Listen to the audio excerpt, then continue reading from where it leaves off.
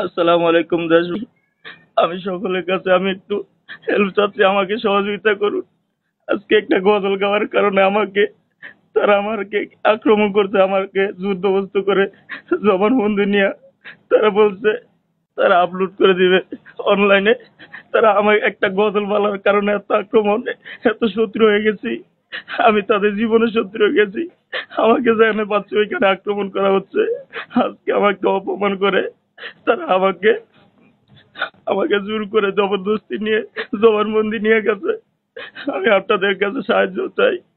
এমন কেউ কি নাই আমাকে হেল্প করবেন, আমাকে সাহায্য করবেন। আজকে আমি খুব সমস্যা আছি। আন্তর্জাতিক পর্যায়ে থেকে আমাকে সর্বোচ্চ আমাকে হেল্প করুন।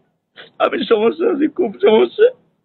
কোনো জায়গায় যাইতে পারতেছি না, কোনো জায়গায় হাঁটতে পারতেছি না। যেখানে পাই ওই জায়গায় আমাকে সমস্যা করে। আজকে আজকেও তারা আমাকে আক্রমণ করে, তারা যুদ্ধবস্ত করে, অনেক অপমান। আমি কি বলবো বলেন? আমি খুব সমস্যা আছি, প্লিজ আমাকে কেউ হেল্প করুন। তারা আমার উপর খুবই টর্চারিং অবস্থা করছে। আমি নিজেকে আর পারতেছি না। একটা গজল বলার কারণে মানুষ কি এত শত্রু হয়? এত শত্রু কিভাবে হয় মানুষ? মানুষ মুসলমানের প্রতি এত বিকৃত চরিত্র কিভাবে হয় মানুষ? আমি তো কোনো শিরিক করছিলাম না, আমি তো আল্লাহকে অস্বীকার করি নাই, রাসূলকে অস্বীকার করি নাই। আমাকে যারা এভাবে যারা আক্রমণ করছেন, আমি বিচার দিলাম আমার আল্লাহর কাছে। আল্লাহ বিচার করবে আপনাদের, আল্লাহ বিচার করবে।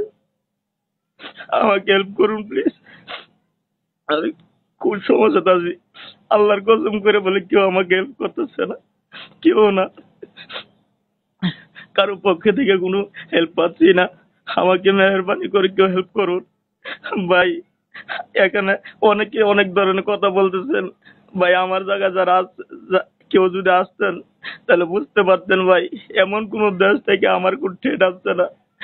সর্বত্র আমার চলাফেরা সবকিছু ভাই